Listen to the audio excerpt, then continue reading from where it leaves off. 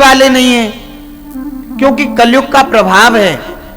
एक बात बताऊं भक्तों, कलयुग अपना, देखो सतयुग अपना प्रभाव दिखाता था, त्रेता अपना, द्वापर अपना, तो कलयुग भी अपना प्रभाव दिखाएगा। तो हम लोग गलत हैं, इसमें हमारा दोष नहीं है। यदि हम किसी के घर में चोरी कर रहे हैं तो इसमें हमारा दोष नहीं है। हम किसी का डाका डाल रहे हैं, हमारा दोष नहीं है। हम मदरा पान कर रहे हैं, भ्रष्टा खा रहे हैं, हमारा दोष नहीं है। कलयुग अपना प्रभाव दिखा रहा है, और इस कलयुग से बचने के लिए क्या उपाय है? ठाकुर जी का नाम, कथा सुनना, यही हम लोगों को बचा सकते हैं। भाई कोई चीज अपना प्रभाव तो दिखाएगी। लाइट को यदि आप छुओगे, भाई लाइट को, करंट को आप छुओगे तो बिजली तो करंट तो मारेगा ही ना। तो ऐसे ही कलयुग है, वो भी अपना प्रभाव दिखाएगा। तो कलयुग में केवल ठाकुर जी का नाम का सार यदि लोगे तो तुम पर कलयुग अटैक नहीं करेगा, तुमको छेड़ेगा नहीं। हाँ, बिल्कुल नहीं छेड़ेगा, तुम्हारी बॉडी पर बिल्कुल भी असर नहीं कर सकता है कलयुग, यदि तुम ठाकुर जी का नाम लोगे। देखो तुम रोज ठाकुर जी का नाम लो, मजाल है तुम पाप कर जाओ, कभी नहीं करोगे, क्योंकि अंदर से मन में ऐसी भावना आएगी, तुम दूसरे व्यक्ति को भी ऐसा समझोगे, अरे ये तो मेरा भाई है, दुश्मन को भी भाई समझोगे। जिस दिन तुम भगवान के भक्त हो जाओगे। प्रेम से बोलो राधे राधे। तो इंद्र आया, इंद्र ने देखा कि मैं इतनी बारिश कर रहा हूं तो ये गोकुल बह क्यों नहीं रहा है पानी में। तो इंद्र ने देखा, अरे भाई छोटा सा बच्चा है। तो इंद्र समझ गया कि अरे ये तो स्वयं भगवान है, जो कि कृष्ण रूप में गोकुल में आए हैं। तो इंद्र उसी क्षण दोनों हाथों को जोड़ करके और लंबा पड़ गया ठाकुर जी के सामने। देखो जब अभिमान नष्ट हो जाता है ना जीव का, अभिमान नष्ट कैसे होता है? पैरों में पड़ने से। और जो पैरों में नहीं पड़ते, संतों के, जो बच्चे अपने माता पिता के पैरों में नहीं पड़ते, अकड़ के रहते हैं, उनको अभिमान रहता है, घमंड रहता है, अभिमान रहता है। हाँ, ऐसा नहीं होना चाहिए। देखो एक माँ थी, माँ, देखो भक्तों ध्यान दे करके सुनना, इधर देखो। एक माँ थी, अंधी माँ, उसकी दोनों आंखें नहीं थी। एक माँ थी, उसकी दोनों आंखें नहीं थी। तो गांव वाले, उसका एक लड़का था और वो ज्यादा पढ़ लिख गया था। तो जब वो उस लड़का मोहल्ले में जाता था तो उस लड़के से पता है क्या कहते थे गांव वाले? अरे अंधी का बेटा जा रहा है, अंधी का बेटा जा रहा है। हाँ, उसके बेटे की माँ थी, उसके दोनों आंख नहीं थी। और माँ को बड़ा ही दुख तो होता था, पर माँ क्या कहे, आंख नहीं थी। अब बेटा धीरे धीरे बड़ा हो गया और बड़ा होकर के उसे बुरा लगने लगा। वो अपनी माँ को छोड़ करके विदेश चला गया, दूसरे देश में।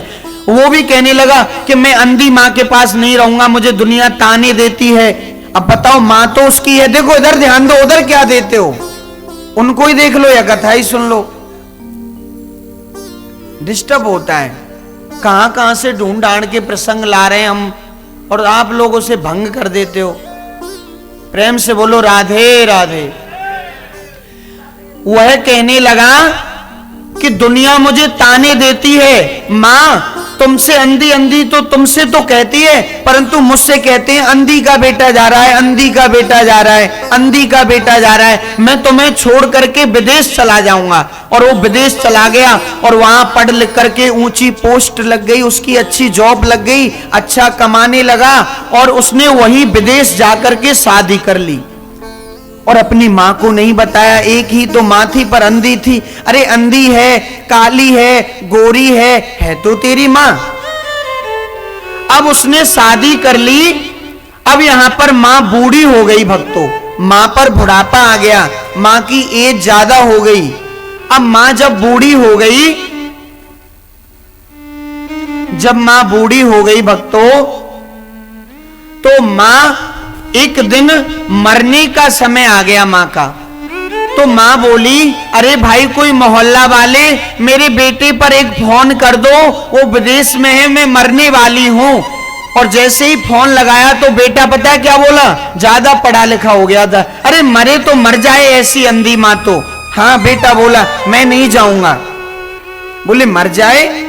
तो माँ ऐसे कहते कहते और एक पर्चा लिख गई और पर्चा अपनी तकिए के नीचे, तकिया होती है ना उसके नीचे, और माँ मर गई। और जैसे ही माँ मरी तो लोगों ने कहा अरे भाई अब तो तेरी माँ मर गई है, तू अकेला बेटा था, अब तो अपनी माँ के पास आ जा, तूने शादी भी कर ली और तेरी अंधी माँ मर गई। तब उसने सोचा तो क्यों नहीं अब चलना चाहिए, मर गई तो अब चलना चाहिए। अब वो आया, बोले मर गई तो कोई बात नहीं। अब वो लौट करके अपने देश आया और जैसे ही देश आया तो जैसे ही देखो जब कोई मर जाता है ना तो उसके बिस्तर को देखते हैं ना कहीं कोई छुपा के नहीं कुछ रख गया हो। तो जैसे ही उस बेटे ने तकिया को उठाया और देखा उस पर्चा को, तो उस पर्चे में उस कागज में लिखा हुआ था कि बेटा तू अंधी अंधी माँ कहते थे तुझसे लोग, तू इसके कारण तू मुझे छोड़ करके विदेश चला गया, तूने शादी कर ली, मैं मर गई। अरे अंधी मैं नहीं, अंधा तो तू पैदा हुआ था बेटा। उसमें लिखा हुआ था कि अंधा तू पैदा हुआ था, जिस समय तेरा जन्म हुआ था तो तेरी दोनों आंखें नहीं थी, तो मैंने सोचा कि मेरी उम्र तो आधी कट गई, अब मेरा बच्चा धीरे धीरे बड़ा होगा, तो मैंने अपनी दोनों आंख डॉक्टर को दी और दान कर दी बेटा। मैंने अपनी आंखें तुझे दान कर दी।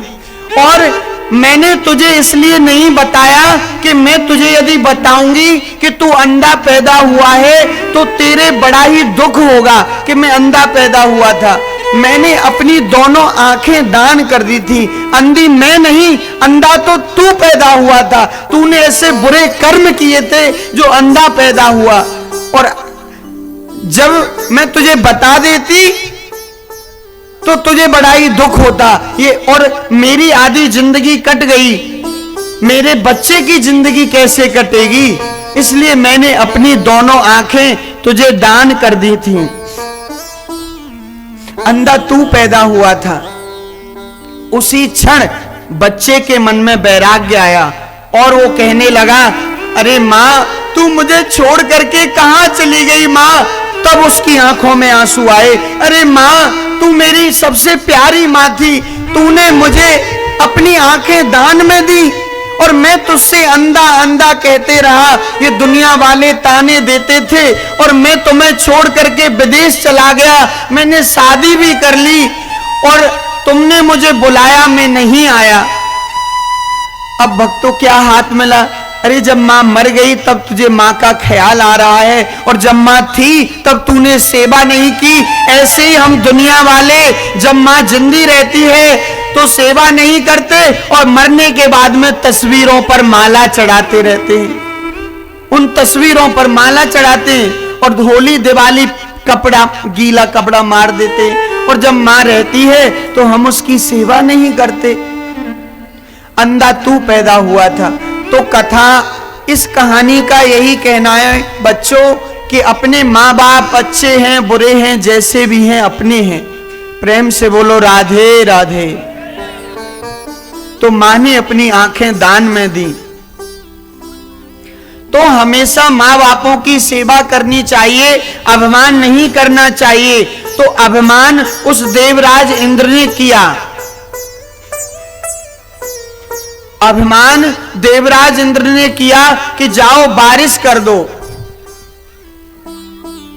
हर बात को तुम भूलो भली, माँ बाप को मत भूलना। हर बात को तुम भूलो भली, माँ बाप को मत भूलना। पुकार इनके हैं बहुत, इस बात को मत भूलना। पुकार इनके है बहुत, इस बात को मत भूलना। बात को तुम भूलो भले, माँ बाप को मत भूलना। हर बात को तुम भूलो भले, माँ बाप को मत भूलना। जिस माँ ने तुझको जन्म दिया, जिस माँ ने तुझको जन्म दिया, जिस माँ ने तुझको जन्म दिया, जिस माँ ने तुझको जन्म दिया, उसी माँ को तू क्यों भूल गया, उस माँ को तू भूल गया। उपकार इनके हैं बहुत, उपकारों को ना भूलना। उपकार इनके हैं बहुत, उपकारों को न भूलना। हरे बात को भूलो भले, माँ बाप को मत भूलना। हर बात को भूलो भले, माँ बाप को मत भूलना। आप मिनिस्टर बन जाओ, कलेक्टर बन जाओ, प्रधानमंत्री बन जाओ, राष्ट्रपति बन जाओ, परंतु अपनी मां के सामने केवल बेटा बन करके रहो। क्या बन के रहो? बेटा, लड़का, लड़का, छोरा, लल्ला। अपने माँ बापों को कभी नहीं भूलना चाहिए। प्रेम से बोलो राधे राधे, और जोर से बोलना पड़ेगा, क्योंकि इनके उपकार बहुत हैं। देखो, बड़ा होकर के बच्चा बड़ा ही घमंड करता है। जब बच्चे का जन्म होता है, जन्म होने के बाद में जब बिस्तर पर वह मल मूत्र त्याग करता है, जब बिस्तर पर ही मल मूत्र करता है, तो सर्दी का समय होता है, तो मां सूखे पर बच्चे को सुला देती है और गीले मल मूत्र पे खुद सो जाती है और खुद भूखा रह करके अपने बच्चे को भोजन कराती है। हाँ देखो, बाप तो, क्योंकि बाप तो इतना सेवा नहीं कर सकता बच्चे की, क्योंकि हमेशा पिता तो बाहर काम करते हैं। एक माई ऐसी है जो कि अपने बच्चे का लालन पालन करती है, और जब वह बच्चा बड़ा होकर के माँ बाप को आंखें दिखाता है, तो पूछो उनके माँ बापों के हृदय को अंदर से कितना कष्ट होता होगा। क्या मैंने यह दिन देखने के लिए ही तुझे बड़ा किया था? क्या तू मुझ पर आंख दिखाएगा, मुझ पर हाथ चलाएगा, इसी दिन के लिए मैंने तेरी सेवा की थी? तो हमेशा याद रखना है, माँ बाप की सेवा करनी है। क्या करना है बच्चों? किसकी करनी है? हाँ, ठाकुर जी बड़े ही प्रसन्न होते हैं। प्रेम से बोलो राधे राधे। यहां पर इंद्र शरण में आया और ठाकुर जी को प्रणाम किया, और इंद्र ने कहा कि हे ठाकुर जी, हे भगवान श्री कृष्ण, मैं तुम्हारी शरण में हूं और मुझे तुम ब्रज का वास दे दो। ब्रज कहते हैं गोकुल, मथुरा, नंदगाम, बरसाना, निधिवन, बंसीवट, रमण रेती, इसको पूरा ये 84 कोस का ब्रज है। तो भगवान श्री कृष्ण ने इंद्र से कहा कि इंद्र, ब्रज को बास मिले बाई को लिख रहे हो जाके भाग में। मतलब ब्रज का वास उसी व्यक्ति को मिल सकता है जिसके भाग्य में होगा, और हम तो अपने आप को बड़े ही भाग्यशाली मानते हैं। देखो, अपनी बड़ाई नहीं कर रहे कि हमारी 7 पीढ़ियां मथुरा वृंदावन से ही हैं। हाँ, अब 8वीं कहां से थी वह तो पता नहीं है हमें, परंतु 7-8 पीढ़ियां तो हमारी वृंदावन से ही हैं, वृंदावन से। तो इंद्र से ठाकुर जी कहते हैं कि ब्रज में जन्म लेना कोई छोटी मोटी बात नहीं है, और हमारे पूर्व जन्म के संस्कार हैं। इस जन्म में तो हम कुछ कर ही नहीं पा रहे हैं। इतना भजन पूजा पाठ कर रहे हैं ना, ये तो कुछ भी नहीं है। कुछ भी, कभी भी पूजा करो तो ये मत ताना दो, अरे आज तो मैंने इतनी पूजा की। अरे जितनी हो जाए उतनी ठीक है। ठाकुर जी के भजन की कोई कैपेसिटी नहीं होती है, अनलिमिटेड होना चाहिए। जैसे जियो का नेट मिलता था ना अनलिमिटेड पहले, हाँ ऐसे ही ठाकुर जी की पूजा। और आपने पूजा की तो किसी से कहो भी मत कि अरे आज तो मैंने पूजा की। अरे कहने के लिए पूजा थोड़ी ना कर रहे हैं हम तो ठाकुर जी के लिए कर रहे हैं। इन दुनिया वालों से क्या कहें, दुनिया वालों से क्या करेंगे कह करके। प्रेम से बोलो राधे राधे। तो इंद्र का मान मर्दन किया ठाकुर जी ने और इंद्र शरण में आया। यहां पर गोवर्धन पूजा तभी होती है तब भगवान ने एक उंगली पर पर्वत उठाया था। तो यहां पर गोवर्धन लीला को हम विश्राम करते हैं और गिरिराज महाराज का जयकारा लगा करके बोलिए श्री गिरिराज महाराज की। प्रेम से बोलो राधे राधे। और जोर से बोलना पड़ेगा, और जोर से बोलना पड़ेगा। बहुत से व्यक्ति तो तर्क निकालने में बड़े ही माहिर रहते हैं, हाँ तुम उन्हें ज्ञान दो तो वो उल्टे पड़ जाते हैं। हाँ आप लोगों को भी मिलते होंगे तर्क निकालने वाले। और बहुत से लोगों से कहे कुछ भी तो वो उल्टा ही करने लग जाते हैं। एक भक्त के मतलब एक के घर में आया एक मेहमान, और मेहमान आया तो मेहमान आता है तो सेवा करते हैं ना उसकी। मेहमान की सेवा कौन कौन करता है? 2-4 लोग ही। हाथ उठा लो, क्या पता अगले जन्म में ठाकुर जी हाथ ना दें, फिर क्या करोगे? बोले तूने मेरी कथा में हाथ नहीं उठाया था, मैं क्यों दूं? फिर क्या दिखाओगे मुंह है? हाँ उठाओ दोनों हाथ। सब करते हैं सेवा, करनी भी चाहिए। अतिथि देवो भव। हाँ तो भक्तों एक के घर आया मेहमान और वो सेवा, और मेहमान थोड़ा जल्दी में था, और जब जल्दी में था तो वो बोला महाराज कुछ जलपान कर लो, चाय वाय पी लो। अरे नहीं समय नहीं है। अरे कुछ खाना तो खा लो। बोले हमारे पास समय नहीं है।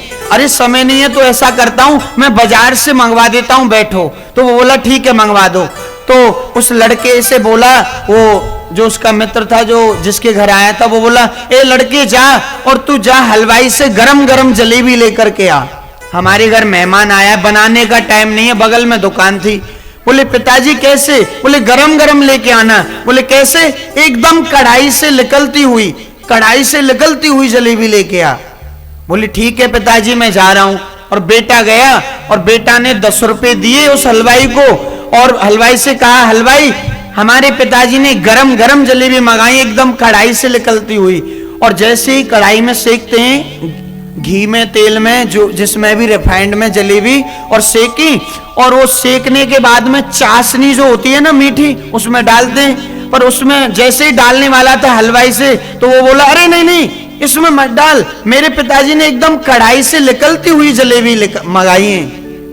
अब बताओ कढ़ाई से निकलती हुई मंगाई तो है, परंतु पहले उस कढ़ाई से दूसरी कढ़ाई में रस वाली में डुबोएगा, उसमें रस भरेगा तभी तो उसमें स्वाद आएगा। बोले नहीं ऐसे ही पैक कर दो, निकलती हुई मंगाई है। उल्टा समझ लेते हैं बहुत से लोग।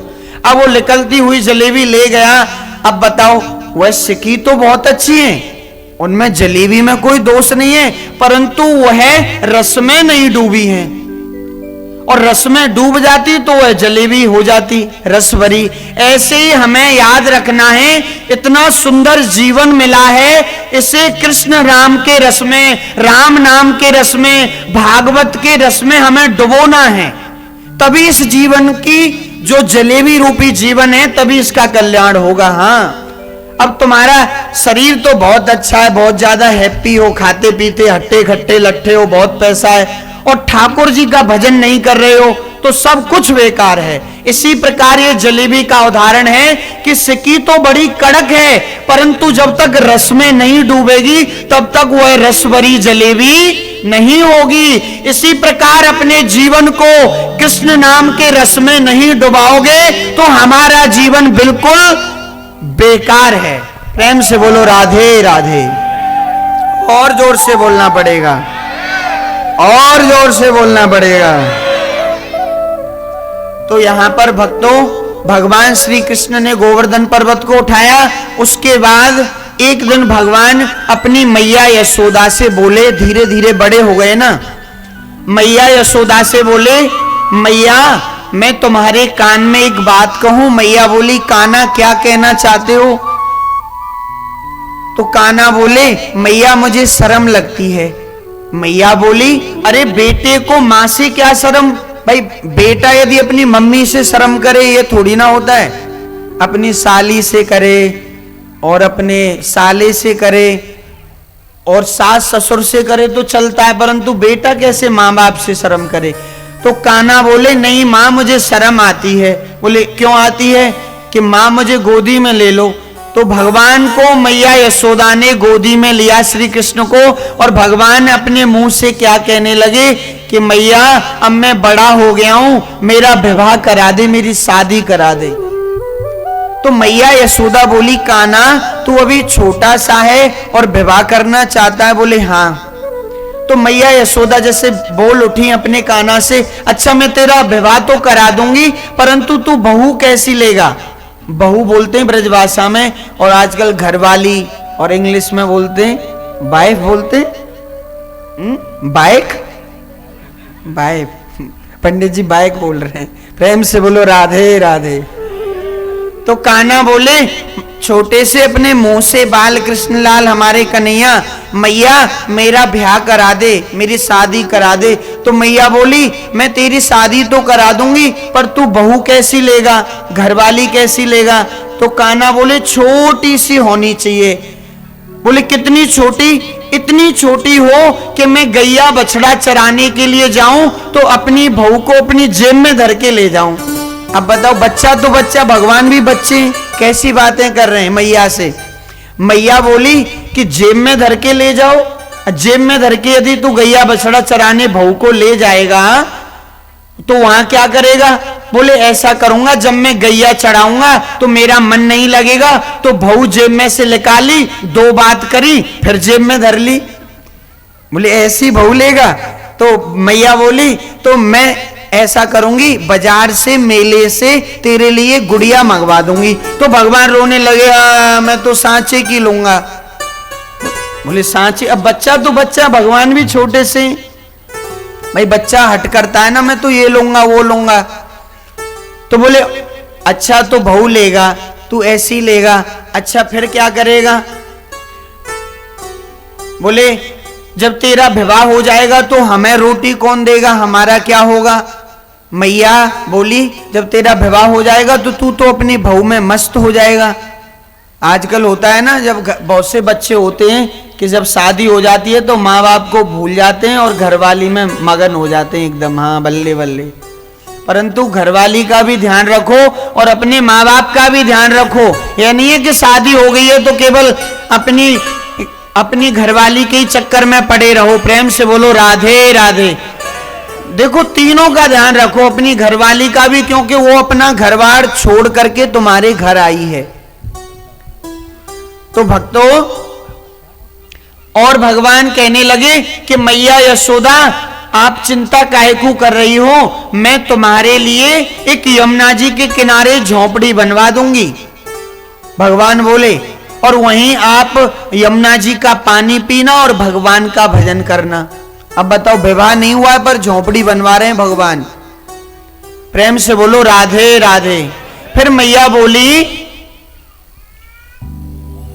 ये यहाँ की रीति रिवाज ये बहुत गलत लगती है हमें।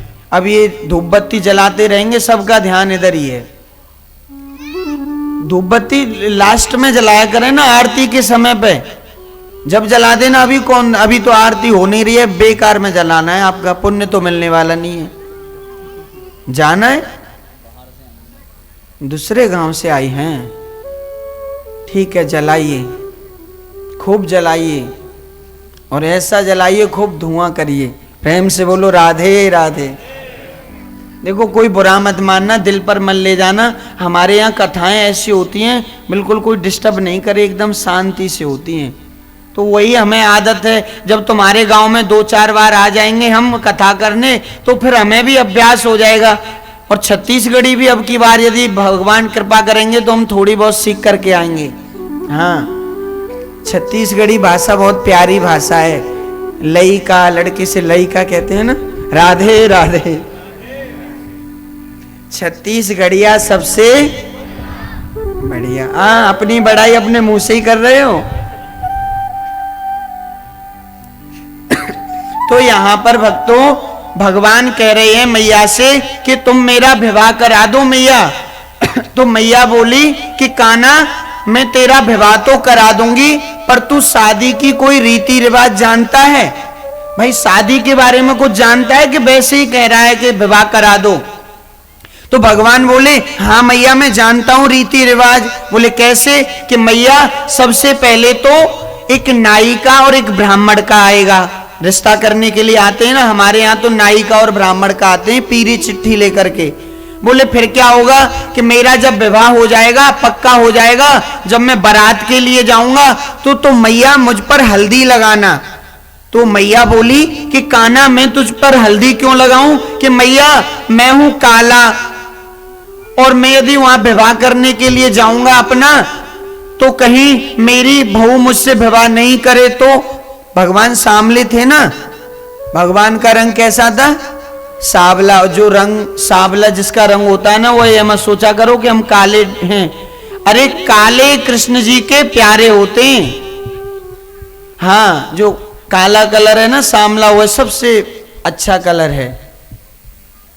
तो भक्तों भगवान बोले कि मैया यशोदा तुम मुझ पर इतनी हल्दी लगाना कि जब मैं अपनी बहू अपनी शादी करने के लिए जाऊं बारात लेके, तो हल्दी से घिस घिस करके गोरा कर देना। आपके यहाँ हल्दी चढ़वाते हैं कि नहीं? आप पर चढ़ी थी? हाँ, तभी तो पता है। अब हम पे तो चढ़ी नहीं है अभी। हाँ, हमारा अभी विवाह तो हुआ नहीं है। राधे राधे। तो हमें तो पता नहीं है, पर जो कथा में है, जो सुना है, वो कह रहे हैं। तो भक्तों तो मैया बोली ठीक है, तो और क्या होता है शादी में बता? कि शादी में जब मैं बारात में जाऊंगा तो मैं एक घोड़ी पर चढ़ के जाऊंगा, तो मेरे लिए नंद बाबा से कहकर के घोड़ी मंगवा देना। बोले और क्या होगा? बोले मैं अपनी बारात में सबको ले जाऊंगा। अच्छा, कौन कौन भगवान की बारात में चलना चाह रहा है? भगवान की बारात में कौन कौन? सब चलना चाहते हैं? अच्छा, जब कान्हा का विवाह होगा तो आप गीत गाओगी विवाह में? मैया गीत गाना आता है? हैं? अच्छा, सब चलना चाहते हैं विवाह में? सब चलना, चकाचक लड्डू पेड़े बनेंगे। हाँ, तो यहां पर भगवान बोले कि सबसे पहले तो मेरी बारात जाएगी मैया में। भगवान अपनी मैया से विवाह करने की रीति रिवाज बतला रहे हैं। मैया पूछ रही है, बोले फिर क्या होगा? बोले फिर मेरी बारात लड़की वाले के यहाँ पर पहुंच जाएगी। बोले फिर क्या होगा? कि बाराती तो खाना खाने में लग जाएंगे, और नंद बाबा हमारे सोचेंगे बाबा कि कब कन्हैया के फेरा पड़े। फेरा जानते हो? 7 फेरे। बोले फिर? बोले मैया फिर मेरे फेरे पड़ जाएंगे। बोले फिर क्या होगा? बोले फिर लड़की विदा होगी। तो कान्हा मैया से बोले कि मैया लड़की विदा होकर के घर आएगी तो रोएगी। तो मैया बोली कि कैसे रोएगी, जब सारी बातें करके बता रहा है तो यह भी बता। तो कान्हा बोले कि मैया जब तेरा विवाह हुआ था तू नहीं रोई थी?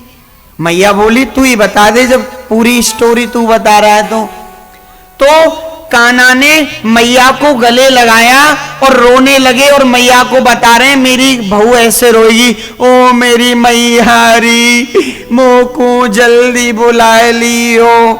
मैया कान्हा को शांत करती हैं, चुप है जा बेटी, जल्दी बुला लूंगी। हाँ, ऐसे माँ कहती है ना, जल्दी बुला लूंगी। तो बोले कान्हा बोले फिर मैया मेरी बहू, हम अब बहू को लेकर के अपने घर आ जाएंगे, तो मैया तू मुझे क्या आशीर्वाद देगी? तो मैया यशोदा कान्हा से बोली अरे बेटा मैं तुझे आशीर्वाद क्या दूंगी, यही आशीर्वाद दूंगी मेरा कन्हैया खूब बड़ा हो जाए, खूब ज्यादा दूधन नहाए पूतन फले, लंबी उम्र हो जाए गंगा यमुना जैसी। तो कान्हा पता है नटखटते कान्हा बोले अरे मैया तू बूढ़ी हो गई, तुझ पर आशीर्वाद देना भी नहीं आया। तो कान्हा बोले क्या आशीर्वाद दूं, तू ही बता दे क्या आशीर्वाद दूं। बोले मैया तू मुझे ऐसा आशीर्वाद देना कि जा कन्हैया तुझ पर जल्दी लाली लाला होए। अब बताओ विवाह भी हुआ नहीं है, लाली लालाओं की जल्दी है। भगवान तो नटखट देना, प्रेम से बोलो राधे राधे। तो भगवान कह रहे हैं मैया से, राधिका गौरी से। किससे? राधिका गौरी से।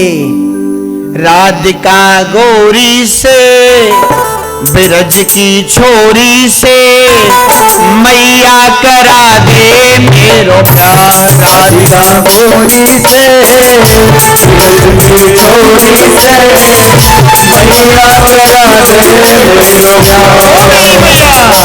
राधिका गौरी से, ब्रज की छोरी से, मैया करा दे मेरो प्यार। राधिका गौरी से, ब्रज की छोरी से, मैया करा दे मेरो प्यार। मैया क्या कह रही है? मैया कह रही है, उम्र तेरी छोटी है, नजर तेरी खोटी है। उम्र तेरी छोटी है, नजर तेरी खोटी है। उम्र तेरी छोटी है, नजर तेरी खोटी है। उम्र तेरी छोटी है, नजर तेरी छोटी है। अरे कैसे करा दूं तेरे प्यार। राधिका गौरी से, ब्रज की छोरी से, मैया करा दे मेरो प्यार।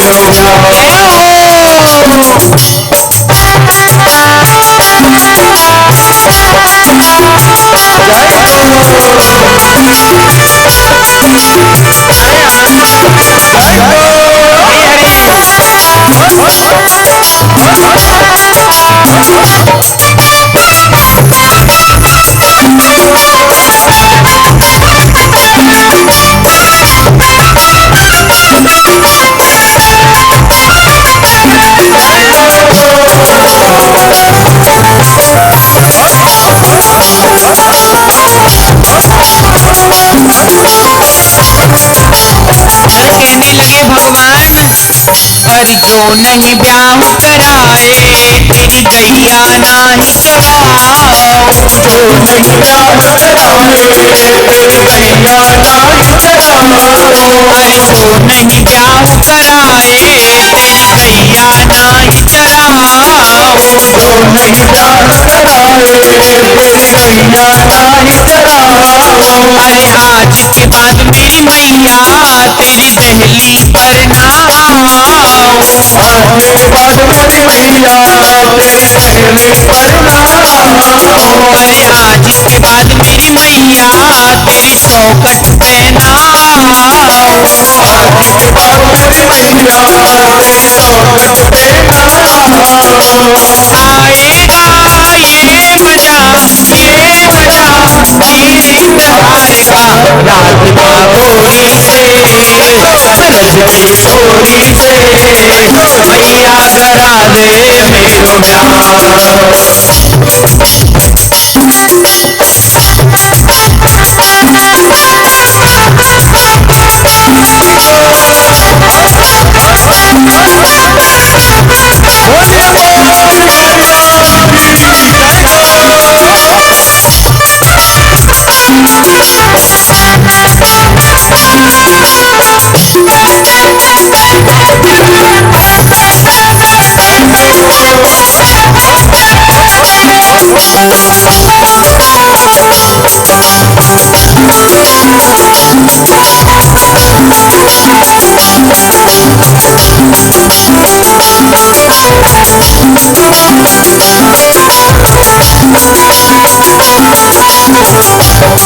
अरे छोटी सी दुल्हनिया जब अंगना में डोलेगी। छोटी सी दुल्हनिया जब अंगना में डोलेगी।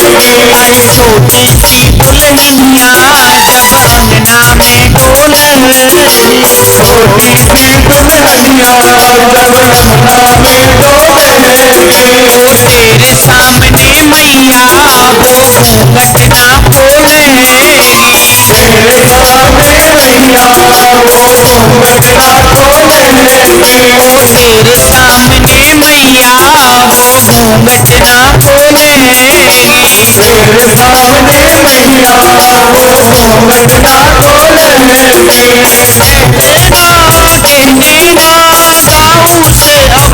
वचन प्यार के गोरी से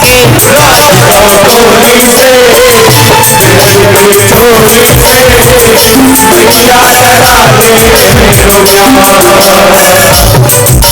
जय हो बोलिए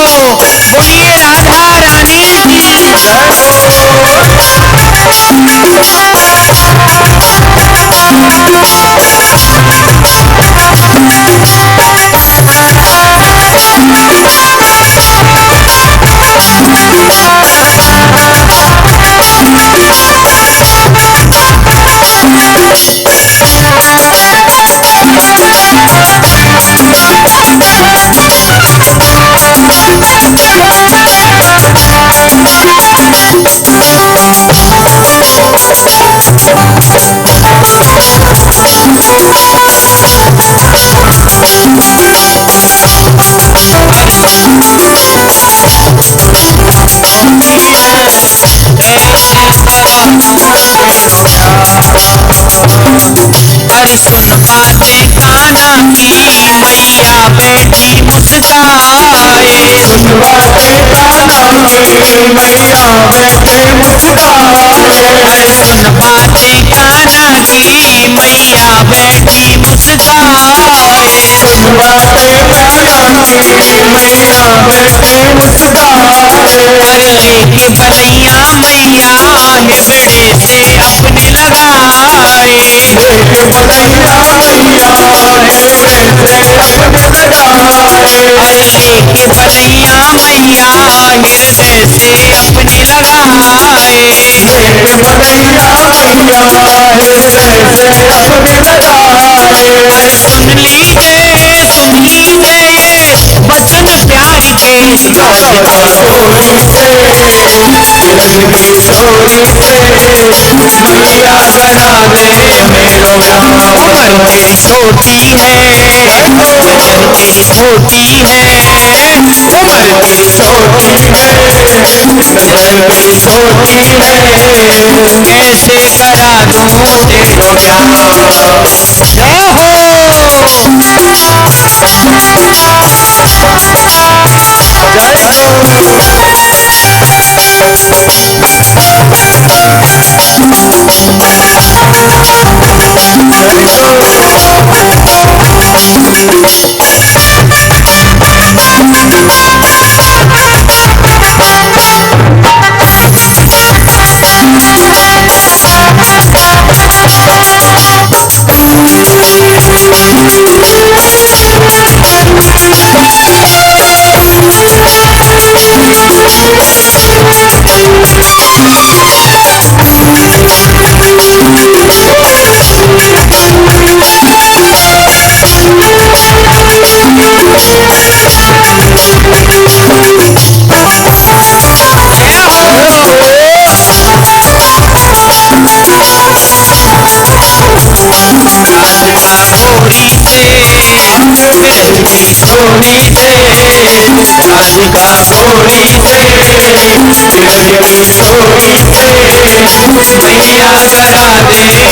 ब्याह उम्र तेरी छोटी है नजर मेरी छोटी है कैसे करा दूं तेरो ब्याह मैया करा दे मेरो ब्याह कैसे कराऊं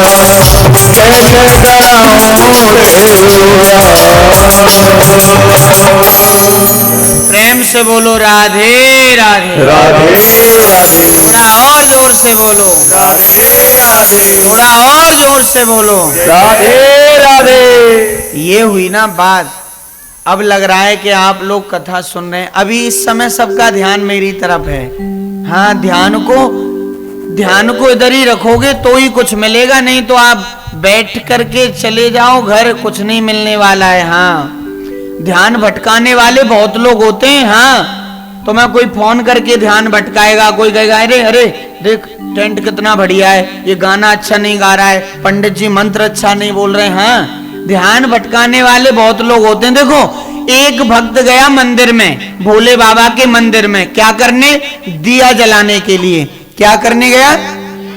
दिया जलाने के लिए। ध्यान से सुनना। और दिया जलाने के लिए जब भक्त मंदिर में जा रहा था तो एक दूसरा उसका यार आया, दोस्त। वह बोला कहां जा रहे हो?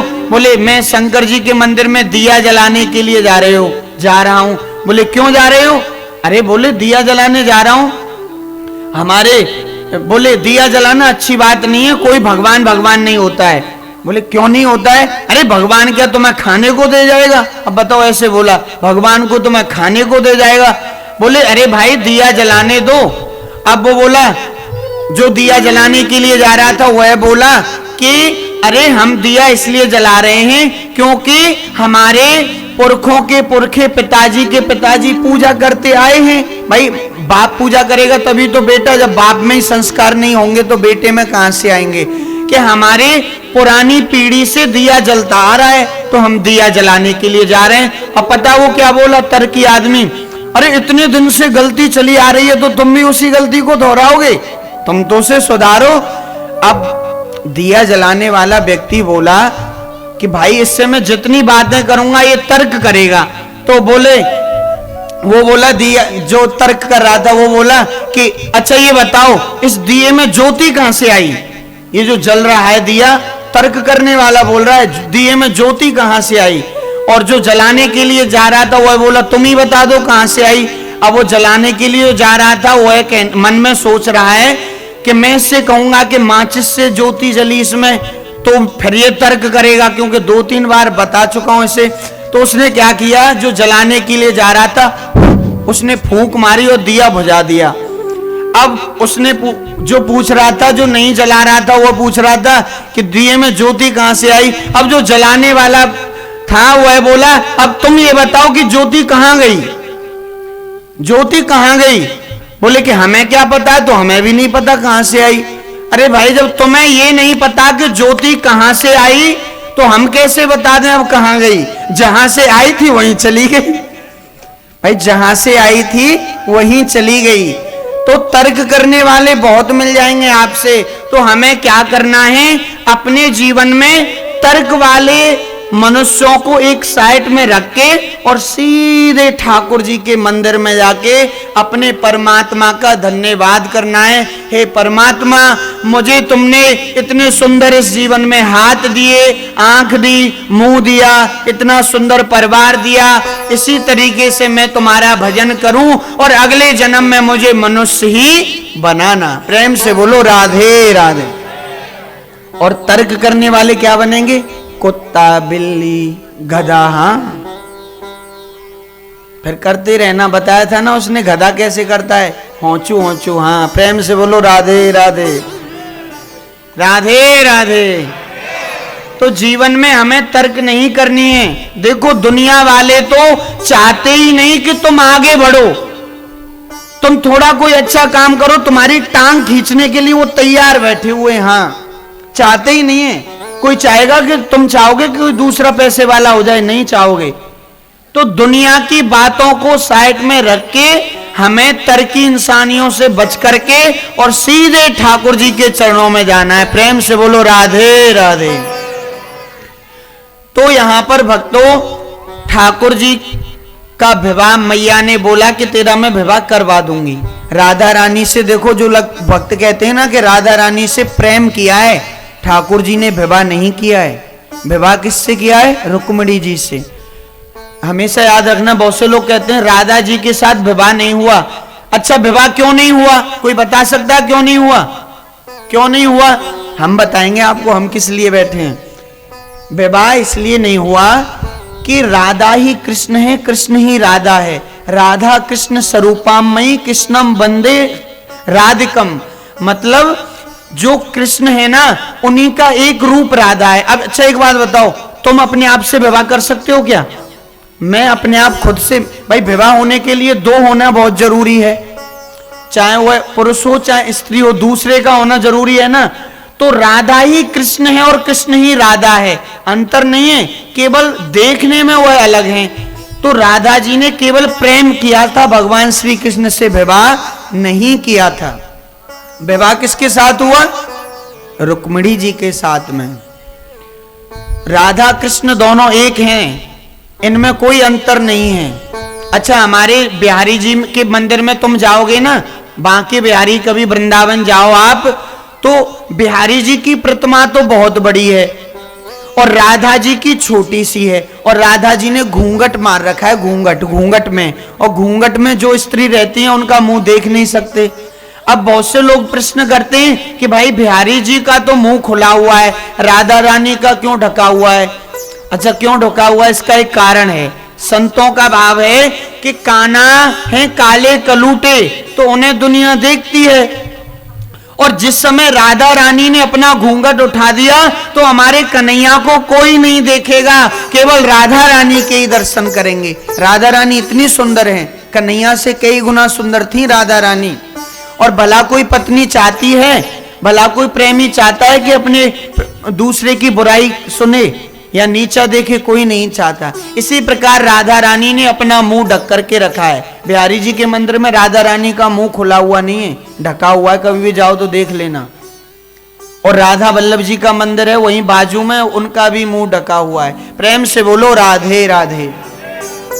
परंतु यह राधा रानी का घूंघट माताओं तुम्हें यह शिक्षा देता है, हमारे प्राचीन भारत की माताएं पहले यहां तक का घूंघट मार के रहती थी। हाँ, पराये पुरुष को अपना मुंह नहीं दिखाती थी, पर धीरे धीरे मॉडल जमाना हुआ तो थोड़ा घूंघट और ऊपर हो गया। धीरे धीरे हुआ तो देखो, ऐसे मैं करके बताता हूं, ऐसे हो गया 2 आंखों से, और फिर हमारे ब्रज में तो 1 आंख से भी लगाते हैं घूंघट। और अब तो ऐसा जमाना हो गया है, ना कोई घूंघट है ना फूंघट है, अब तो सीधा सपासट मैदान। हाँ, धोती पीछे लटक रही है, आधी धोती नीचे लटक रही है, और बस खुले बाल, एकदम खुले बाल कभी माताओं को नहीं रखने चाहिए। अब कहेंगे तो सोचेंगी माताएं ये तो हमारे ही पीछे पड़ जाते हैं पंडित जी। भाई समय है, परिवर्तन होता रहता है, कलयुग है, अपना असर तो दिखाएगा ना। भाई कोई बुखार भगाने की दवाई हो और उससे आपका बुखार, आपका फीवर नहीं भगे, तो वह दवाई किस काम की? ऐसे ही कलयुग है, चल रहा है, आम बात है। सपासट मैदान बोलते हैं एकदम पीछे। हाँ, प्रेम से बोलो राधे राधे। पर मुझे यहाँ माताएं दिखाई दे रही हैं, किसी भी का सपासट मैदान। देखो 1-2 माता ने तो देख करके ढक लिया कि महाराज हमसे तो नहीं। प्रेम से बोलो राधे राधे। तो हमें घूंघट मार करके रहना चाहिए। घूंघट नहीं मार सको तो अपने सर पे पल्लू जरूर रखना चाहिए। ये माताओं के लिए शिक्षा है। प्रेम से बोलो राधे राधे। थोड़ा और जोर से बोलना पड़ेगा, और जोर से बोलना पड़ेगा। और पता है आजकल तो ऊंची एड़ी के सैंडल भी पहनने लगी है माताएं। हाँ, पता है किसने चलाए थे? सुपड़ खाने। राधे राधे।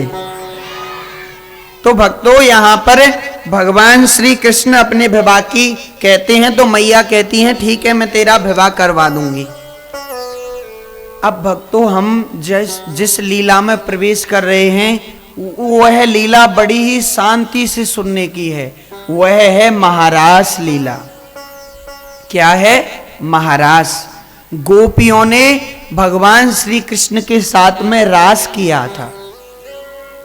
गोपियों ने भगवान श्री कृष्ण के साथ में रास किया था। तो क्यों नहीं रास की लीला प्रारंभ करने से पहले एक बार रास बिहारी भगवान का जयकारा लगा दिया जाए। बोलिए रास बिहारी भगवान की। अच्छा, अब आप कह रहे होंगे रास बिहारी तो हमने पहले सुने। अरे रास किया तो रास बिहारी। भाई भगवान ने जैसे जैसे लीला की वैसे वैसे उनके नाम पड़ गए। भगवान ने कोई भी लीला की वैसे ही, पूतना का वध किया तो पूतना वधधारी। हाँ, कालिया नाग को नाथा तो कालिया मदमर्दन भगवान। माखन चुराया तो माखन चोर, माखन चोर। चित्त को चुराने लगे मन को। भगवान गोपियों के किसको चुराते थे? मन को। और मन किसे कहते हैं? यहाँ मन यहाँ होता है, भगवान इसको चुरा लेते हैं। तुम भी ढक लो कहीं चुरा ला ले भगवान। हाँ, भगवान मन चुराते हैं तो चित्त चोर हो गया, माखन चोर हो गया। अब भगवान ने जब रास लीला की, गोपियों के साथ में रास रचाया तो रास बिहारी नाम पड़ गया। ठाकुर जी के अनेकों नाम हैं, एक नाम नहीं है। जो भक्त जिस भाव से बुलाता है उसी भाव से भगवान चले आते हैं। प्रेम से बोलो राधे राधे। थोड़ा और जोर से बोलना, थोड़ा और जोर से बोलो। तो यहां पर रास की लीला में प्रवेश करते हैं। सभी ध्यान दे करके सुनना, विशेष करके माताएं, तुम्हारे बहुत काम की चीज है। रास पता है क्या है? रास का अध्याय है भगवान का हृदय। भागवत का हृदय कौन है? रास लीला, जो भगवान ने गोपियों के साथ किया। अब ये कोई कथा बथा नहीं हो रही है जो मैं तुम्हें सुना रहा हूं, ये ठाकुर जी का हृदय सुना रहा हूं। और जब हृदय नहीं होगा तो काम कैसे होगा भाई? मन होना तो बहुत जरूरी है ना। तो अब हृदय की लीला हो रही है। ठाकुर जी का हृदय है भागवत में रास, और आप हृदय की लीला सुने। भगवानो पिता रात्रि, देखो भगवानो पिता रात्रि, जिस रात्रि में ठाकुर जी ने रास किया था वह कोई गोपी की रात्रि या कोई ग्वाला की रात्रि नहीं। भागवत का श्लोक है भगवानो पिता रात्रि, मतलब भगवान ने स्पेशली रास के लिए वह रात्रि बनाई थी।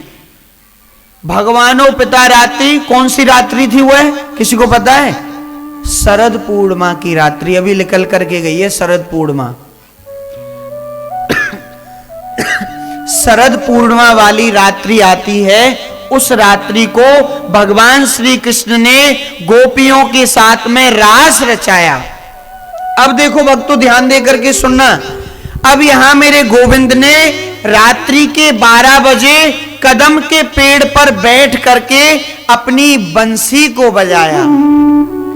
मधुर मधुर बंसी बजा रहे हैं और 7 सुरों को बजा रहे हैं। कितने स्वर होते हैं बंसी में? 7 सुर। बांसुरी में 7 छेद होते हैं, 7 उसमें वो होते हैं छेद। अब पता नहीं आपके यहाँ क्या बोलते हैं उनको। 7 सुरों को भगवान ने ऐसे ऐसे राग फूके, ऐसे ऐसे राग गाए। भगवान ने ऐसी मधुर बंसी बजाई रात्रि के समय पर कदम के पेड़ के नीचे बैठ करके यमुना के किनारे बंसी भट्ट पर। वह बंसी भट्ट आज भी वृंदावन में है जहां बंसी बजाई थी। वो कदम का पेड़ आज भी है, कभी जाओ तो देख करके आना। वृंदावन सो बन नहीं, नंद गाम सो गाम, और बंसी भट्ट सो भट्ट नहीं, श्री कृष्ण नाम सो नाम। कृष्ण जैसा नाम कहीं नहीं है। अब जैसे ही भगवान ने बंसी बजाई भक्तों, एक एक गोपी, देखो गोपी क्या कर रही हैं? एक गोपी खाना बना रही थी, भोजन बना रही थी। माताओं ध्यान दे करके सुनो, तुम यदि ठाकुर जी से प्रेम करना चाहती हो ना तो इस गोपियों के प्रेम की महाराज की कथा को अवश्य सुनो। जिस समय ठाकुर जी ने अपनी बंसी को बंसी भट्ट पर बजाया था तो जो गोपी खाना बना रही थी और उसने सब्जी को चूल्हे पर, गैस पर, पहले चूल्हे होते थे आजकल तो गैस है, तो मैं आपकी भाषा में समझा रहा हूं। जैसे ही चूल्हे पर सब्जी को चढ़ाने रखा और वैसे ही बांसुरी की आवाज सुनी और कहने लगी, अरे यह तो मेरा कान्हा मुझे बुला रहा है, चल रही गोपी क्यों ना कान्हा के पास चले। अपना खाना, अपना भोजन कच्चा पक्का छोड़ करके और जैसी स्थिति में थी, जिस भेष में थी वैसे ही चल दी। मेकअप नहीं किया। हाँ, अरे भगवान के सामने किस बात का मेकअप? ठाकुर जी को पता नहीं है हम कैसे हैं। जिस स्थिति में थी ठाकुर जी कोई मेकअप कोई पैसे वैसे वाले को ज्यादा वैल्यूकेशन नहीं देते, उसकी वैल्यू नहीं करते। हाँ, ठाकुर जी तो भाव देखते हैं कि कौन से भाव से आया है, कौन से मन से आया है, कैसा मन लेकर के आया है। और जैसे ही बंसी की आवाज सुनी तो गोपी खाना छोड़ करके चल रही, गोपी तेरा कान्हा तुझे बुला रहा है, और रात्रि के समय पर गई। अब दूसरी गोपी स्नान कर रही थी और धोती पहनी, लहंगा पहना, चूंदरी ओढ़ नहीं पाई ढंग से और उल्टी सीधी चूंदरी पहनी और उसने सुनी चल रही गोपी तेरा कान्हा बुला रहा है। हाँ, गोपियों का भाव देखो। अब एक गोपी स्नान करके अपना मेकअप कर रही थी। हाँ, और जैसे ही मेकअप कर रही थी तो उसने मांग भर ली, बिंदी लगा ली और होठ रचा लिए और उसके बाद में मेहंदी लगा ली। और जैसे ही काजल लगाने की बारी आई तो एक आंख में काजल लगा ही पाई थी, बस एक आंख में लगाया है, और बांसुरी की आवाज को सुना और एक आंख में काजल लगा के एक आंख के काजल से ही भाग उठी। चल रही गोपी, तेरा कान्हा तुझे बुला रहा है।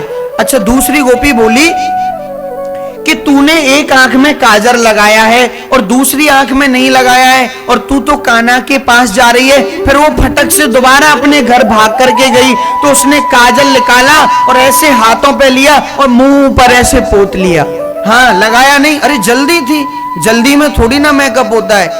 अब फिर वो आई, फिर दूसरी गोपी बोली मैंने तुझसे दूसरी आंख में काजल लगाने के लिए कहा था, तूने तो मुंह पे पोत लिया। तो पता है गोपी का भाव कैसा है, कान्हा के प्रति प्रेम कैसा है। वो गोपी बोली पूरे मुंह पे काजल मैंने इसलिए पोत लिया है कि कान्हा कैसे, बोले कान्हा है काले और मैं भी काली हो गई, और जब रास होगा तो भगवान कान्हा केवल मुझसे ही प्रेम करेंगे क्योंकि मैं भी काली वे भी काले, तो मेरी और उनकी कितनी सुंदर जोड़ी बनेगी। गोपियों का भाव देखो। कोई गोपी अपने पति के पैर दबा रही थी। देखो, ध्यान देकर के सुनना माताएं, यदि ठाकुर जी से प्रेम करना चाहती हो ना ठाकुर जी से, तो जिस प्रकार गोपियों ने किया था तुम भी कर सकती हो। कोई गोपी अपने पति के पैर दबा रही थी, हाथ दबा रही थी, और जैसे ही बंसी की आवाज सुनी, चल रही गोपी तुझे तेरा कान्हा बुला रहा है। कोई गोपी अपने बच्चे को दूध पिला रही थी, चल रही गोपी जिस स्थिति में थी उस स्थिति में गोपियां ठाकुर जी के पास पहुंच गईं। अच्छा, कुछ गोपियां नहीं गईं, बंसी बजाते ही कुछ नहीं गईं। कुछ क्यों नहीं गई वो है पता है, गोपियों को अभिमान हो गया था। तो कुछ गोपियां कहने लगी कि कान्हा बांसुरी तो बजा रहे हैं परंतु बांसुरी तो रोज बजाते हैं। तब जो गोपियां नहीं जा रही थी तो उन गोपियों का नाम कान्हा ने बांसुरी में लिया, जो नहीं जा रही थी। राग के माध्यम से गोपियों का नाम था चित्रलेखा, तुंगभद्रा, अनेकों गोपियों के नाम थे। अब आपको बताऊंगा तो आप समझोगे नहीं, तुंगभद्रा, चित्रलेखा ये कौन है। तो गोपियों को नाम ले लेकर के भगवान ने फिर दोबारा बांसुरी बजाई, तो रही सही जितनी भी गोपियां थी वह भी दौड़ दौड़ करके भागी। अब वो रात्रि के 12 बजे शरद पूर्णिमा की रात्रि को चंद्रमा निकल रहा था। चंद्रमा की उजियाली रात्रि में भगवान ने गोपियों को यमुना किनारे बंसी बट पर बुला लिया। अब देखो भक्तों, ध्यान दे करके सुनना। जब गोपियों को भगवान ने बुला लिया तो भगवान के पास जैसे ही गोपियां आई, भगवान का पता क्या बोले, क्यों आई हो, किस लिए आई हो। गोपियों से भगवान बोले क्यों आई हो। अब एक बात बताओ भक्तों, तुम किसी रिश्तेदार को कार्ड भिजवाओ शादी का और फिर वो तुम्हारे घर आ जाए और तुम कहो कि क्यों आए भाई, तुम्हें किसने बुलाया, तो मन में कितना दुखी होगा वो कि भाई तूने कार्ड भिजवाया मेरे लिए और अब तू कह रहा है क्यों आए हो। इसी प्रकार भगवान गोपियों को बुला रहे हैं नाम ले लेकर के बांसुरी में, और जब सारी गोपियां आ गई फिर भगवान कह रहे हैं क्यों आई हो तुम। गोपियों का दिमाग खराब हो गया। गोपियां बोली कि कान्हा, पहले तो तुम अपनी बांसुरी को बजाते हो और हमारा नाम लेकर के पुकारते हो कि आ जाओ, और फिर कहते हो क्यों आई हो, तुमने क्यों बुलाया। बोले मैं तो रोज बांसुरी बजाता हूं तो बजा रहा था, तुम क्यों आई हो। तो गोपियां दुखी होकर के अपने पैर के अंगूठे से जमीन को खोदने लगी। देखो, माताएं जब दुखी होती है ना, या तो अपने बालों को ऐसे करेंगी या हाथ को किसी से घिसेंगी, हाँ, या पैर के अंगूठे को चलाएंगी जब दुखी होंगी, तो ये आदत होती है। तो गोपियां अपने पैर के अंगूठे से जमीन में गड्ढा करने लगी, खोदने लगी और कहने लगी कि कान्हा, हम अपने घर बार को छोड़ करके अपने पति, अपने बच्चे सबको छोड़ करके, अपनी सास को छोड़ करके, तुम्हारे पास दुनियादारी छोड़ करके हम आ गई, और तुम कह रही हो क्यों आई हो? जैसे कि कोई ये स्त्री, कोई लड़की छोड़ करके किसी के पास चली जाए और वो कह दे कि क्यों आई हो? अरे वो तेरे प्रेम के चक्कर में आ गई और तू भी उसे छोड़ रहा है। ऐसे ही भगवान कह रहे हैं कि तुम क्यों आई हो? और गोपियां पैर के अंगूठे से जमीन को खोद रही हैं, और जमीन को खोदते खोदते उससे कह रही हैं जमीन से, अरे पृथ्वी, अरे पृथ्वी, अरे धरती, तू इतनी गहरी हो जा हमारे पैर के अंगूठे से, इससे तो हम मर जाएं तो ही अच्छा है। क्योंकि ना तो अब हम घर की रही, घर जाएंगी तो हमारे पति बोलेंगे कि तुम तो कान्हा के पास गई थी और तुम्हारे पास आ गए, तो तुम भी हमारी रिस्पेक्ट नहीं कर रहे हो, तुम भी हमारी वैल्यू नहीं कर रहे हो, तुम हमसे प्रेम नहीं कर रहे हो, रास नहीं कर रहे हो हमारे साथ में। गोपियों ने कहा भगवान से। अब भगवान देखो, सुनो, आप लोगों को कोई बुलाए तो तुम्हें दुख होगा कि नहीं होगा? जैसे कि आपने यह कथा करवाई है, देखो भक्तों, आपने कथा करवाई है ना, तो आप लोगों ने कार्ड बांटे, पहले दिन यात्रा निकली थी ना, और तुम कह के आए थे, हमारे भैया स्कूटी पर कह के आए थे बहुत लोगों से कि भाई तुमको कथा में आना है। अब वो लोग कथा सुनने आए और हमारे कार्ड बांटने वाले भैया अब कहें कि भाई क्यों आए हो? अरे तुमने ही तो कार्ड दिया था। ऐसे ही भगवान ने बंसी बजाई है और गोपियों से कह रहे हैं कि क्यों आई हो? अब गोपियां ना तो घर जा सकती क्योंकि पति को छोड़ के आई हैं, और भगवान अपना नहीं रहे। अब भगवान ज्ञान देने लगे। अब देखो, तुम उससे मना भी कर दो फिर उससे ज्ञान दो तो कितना बुरा लगेगा भाई। ज्ञान तो बुरा लगे ना, एक तो कथा में भी नहीं बैठाल रहे हो और ज्ञान और दे रहे हो ऊपर से। अब भगवान गोपियों को ज्ञान दे रहे हैं, ध्यान दे करके सुनना माताओं, कैसा कैसा ज्ञान दे रहे हैं। भगवान कह रहे हैं गोपियों से कि बैठ जाओ, आ जाओ, भाग मानो, बैठ जाओ। गोपियों सभी बैठो। तो बीच में भगवान श्री कृष्ण और चारों तरफ गोपियां बैठी हैं। अब भगवान क्या ज्ञान दे रहे हैं माताओं, ध्यान दे करके सुनना। भगवान कह रहे हैं तुम पतिव्रता हो? गोपियां कह रही हैं हाँ हम पतिव्रता हैं, अपने पति को छोड़ करके आई हैं तुम्हारे पास। बोले पतिव्रता स्त्री ऐसी नहीं होती है। कैसी होती है? भगवान अब गोपियों को ज्ञान दे रहे हैं, बुला करके, पहले तो बुला लिया, अब ज्ञान दे रहे हैं। तो भगवान कह रहे हैं कि गोपियों देखो, एक ब्राह्मण थे और एक ब्राह्मणी थी। कौन थे? पंडित और पंडितानी। गोपियों तुम बैठ जाओ, ध्यान दे करके सुनना, मैं बताता हूं तुम्हें पतिव्रत धर्म कैसा होता है।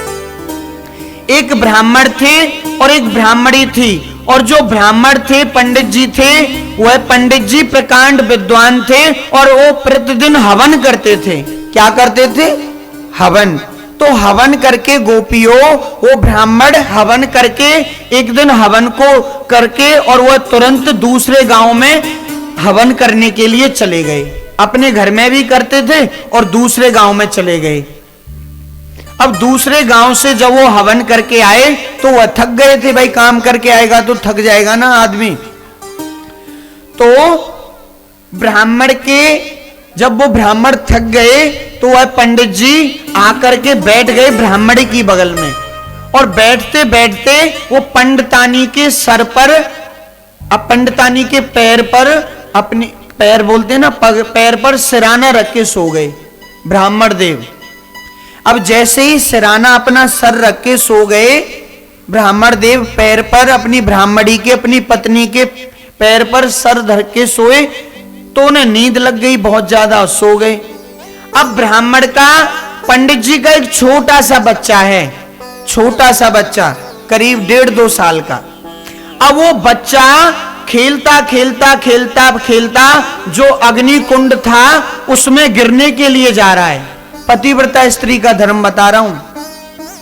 और वो ब्राह्मण और पंडित जी और पंडितानी का बच्चा खेलता खेलता अग्नि में कूदने के लिए जा रहा है। अब बच्चा छोटा सा, आग को क्या जाने, आप लोग आग बराते हो घर में चूल्हा, तो छोटे बच्चे का डर रहता है ना जलने का। अब यहां पर जो ब्राह्मणी है, पंडितानी है, उसे दिखाई दे रहा है, परंतु इधर पति सो रहा है उसकी जांघ पर पैर धर करके, गोदी में सर रख करके। अब वो ब्राह्मणी यदि उठ करके बच्चे को बचाए पंडितानी, तो इधर पति की नींद भंग हो जाएगी। भाई पति की नींद भंग हो गई, जो पत्नी अपनी पति को दुख देती है वो पतिव्रता नहीं होती है। भगवान उपदेश दे रहे हैं, ज्ञान दे रहे हैं गोपियों को। अब वो बच्चा धीरे धीरे कुंड में गिरने के लिए जा रहा है और इधर पंडितानी सोच रही है कि मैं यदि उठ करके जाऊं और अपने बच्चे को बचाऊं उस हवन कुंड में गिरने से तो मेरा पति जग जाएगा, और पति जग गया तो पतिव्रत धर्म मेरा खत्म हो जाएगा, फिर मैं कैसी पतिव्रता हूं। अब उसने क्या किया, वो बच्चा कुंड में कूद गया, पति को जगाया नहीं, डिस्टर्ब नहीं किया। जब पति को डिस्टर्ब नहीं किया, बच्चा कूद गया, उसने मनी मन में कहा कि हे ठाकुर जी, हे बांके बिहारी, हे कृष्ण कन्हैया, हे कान्हा, यदि मैंने अपने पति की सेवा मन से की हो तो मेरा बच्चा इसमें कूद जाए और कूद के भी बच जाए। मतलब मैंने सच्चे मन से पति की पूजा की होगी तो, सच्चे मन से पूजा की होगी तो मेरा बच्चा इसमें कूद जाए। यदि मैं सच्ची पतिव्रता हूं तो बच्चा मेरा मरे नहीं। अब ठाकुर जी को पुकारने लगी, उधर बच्चा कूद गया, और जैसे ही बच्चा कूदा तो वो अग्नि खोल रही थी, तेज जल रही थी, और अग्नि फूलों में बदल गई। किसमें? पुष्पों में, गुलाब की पंखड़ियों में बदल गई अग्नि। अब गुलाब से कोई मरता है क्या? ये बताओ, कोई मर सकता है गुलाब से? कोई नहीं मर, क्योंकि इधर पतिव्रत धर्म भी उसका निभ गया और बच्चा बच भी गया, क्योंकि उसने पतिव्रत धर्म को बचाया।